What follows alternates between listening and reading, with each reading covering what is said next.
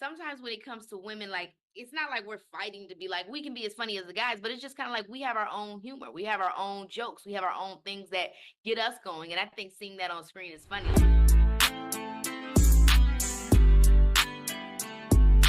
How do you feel about the massive success that the film has achieved thus far? I am literally so gagged unbelievably. I mean, the thing is, I've been in the industry for so long, and just because I like a movie or I think it's good, it doesn't necessarily mean that the world responds to it. I know I had a lot of fun filming it, and when I saw the final work that, Lawrence did putting it together, I was definitely happy with it. It just feels good when you get it right, I guess, and when you can bring people together, in a theater and laugh and enjoy. Tell me your thoughts about this movie in the comments. If you've seen it, tell me your thoughts about it. If you haven't seen it, from the trailer, do you think it's worth watching? So, speaking to the film, now it combines comedy and heart. What drew you to the role of Drew, and how did you connect with her as a character? I mean, I think exactly what you just said. It had comedy, but it had heart. Like, I don't believe in just silliness randomly. I believe it in connection to situation, story, and things that are meaningful. And immediately I knew the themes of gentrification, the cycle of poverty. Those are things that, I experienced in my life. When I entered the entertainment business, that was my parents jumping out of the cycle, making a different choice, trying to figure out how to just say, hey, let's follow our dreams. So I believe in putting that on film and showing that you can choose and try to figure out your own path. So all of that to me was very personal. And then obviously Drew and Alyssa, both those girls, they're everyday women to me that I grew up with, that I know, that need to be seen on screen, where they're making a way out of no way, and they might fight, but they're gonna have each other's back, Tell me about some of those everyday women in your life. Now, you were able to work alongside SZA in her acting debut. What was it like building that on-screen chemistry with her? For whatever reason, I think maybe she's just an extremely lovable person. We just kind of matched. Like, I've always been a fan of hers, but then when we started working on this project, doing chemistry reads, we started doing this 6 years ago. And so when we came together to finally start finding the girl and who the Alyssa to my Drew was going to be, from the moment that she and I did the chemistry read, we knew it was a match. And the relationship kept building from there, because when you're with somebody every day for 16 hours, 22 hours, you're going to get to know them, because things are happening and life is happening and this person is right there. And so I think that's just genuinely, authentically how the friendship develops. And we have similar dynamics to Drew and Alyssa in terms, she's not as crazy as Alyssa, I'm not as anal as Drew, hopefully not, but we are in that vein for sure. So kind of expounding on that a little bit, how do you think this film celebrates female friendships in a fresh and relatable way? Man, I think first of all, where these characters are from, giving nuance to that space. I think so often, like, it makes fun of the satirical elements that people place sometimes on the Black community, especially when there's poverty involved. But it humanizes them at the same time, where it's like, this is just your everyday girl at the end of the day, want the same things, trying to do the same things, in the same struggles.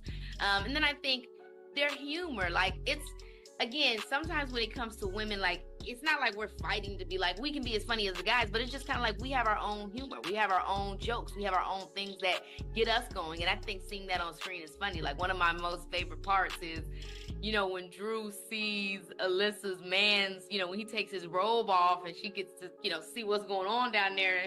And she's like, girl, what in the Medusa? I almost turned stone.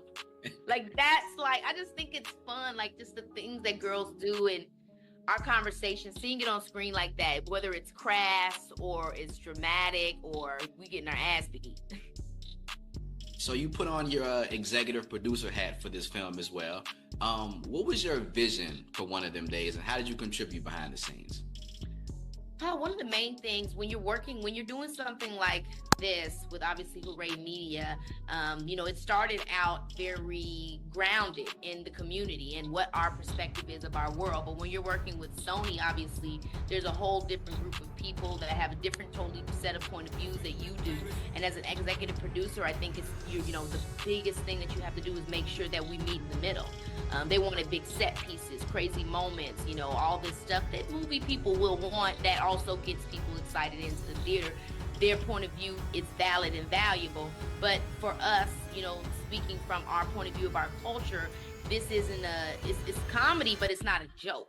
And so being able to balance that and make sure that the heart doesn't leave. I mean, we went through so many different rewrites of making sure that we could have that balance from in the beginning, there's no set pieces, to now the set pieces are taking over the character, to there's no differentiation between Drew and Alyssa. And wait a minute, both characters need to make sure that they have a heart. And, there's making sure that everything feels equal and blended in that way. And then also staying with it. It's very easy when you're working on a project to just drop out because there's so much that you have to go through in order to get it done. You know what I'm saying? Like, it really, really is. It's just kind of the nature of the business and everything that I've done. You know what I mean? It's not specific to this.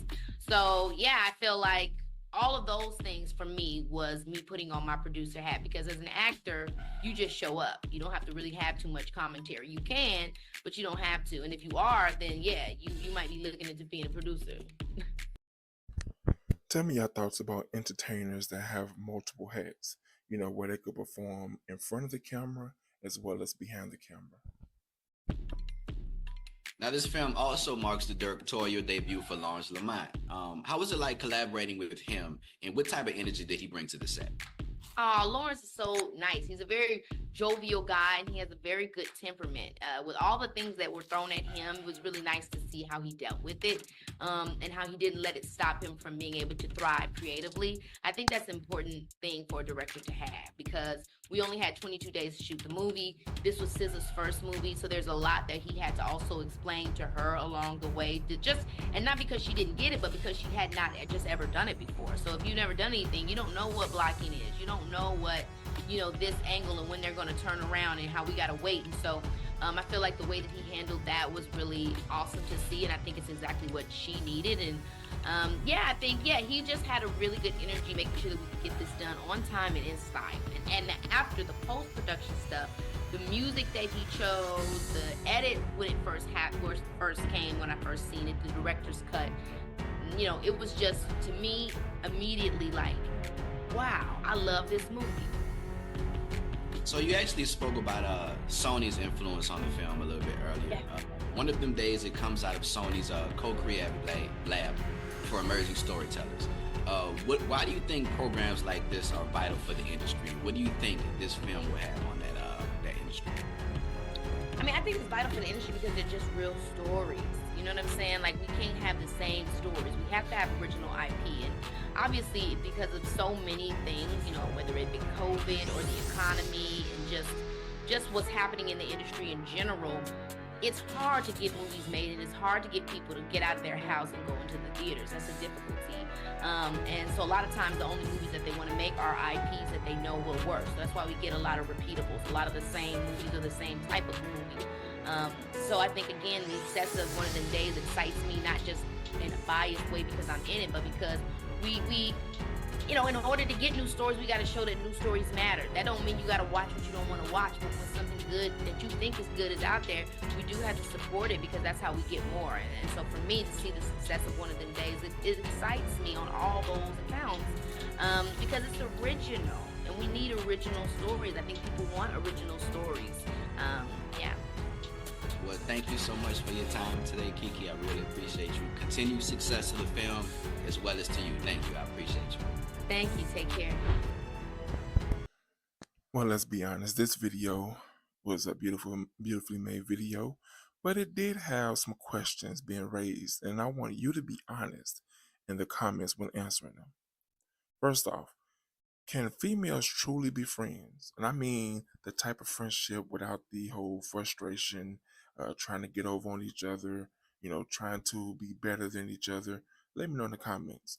And she said that females have a different type of a way of being funny. So name some female comedians that are just as funny as men. Don't forget to like and subscribe to the channel.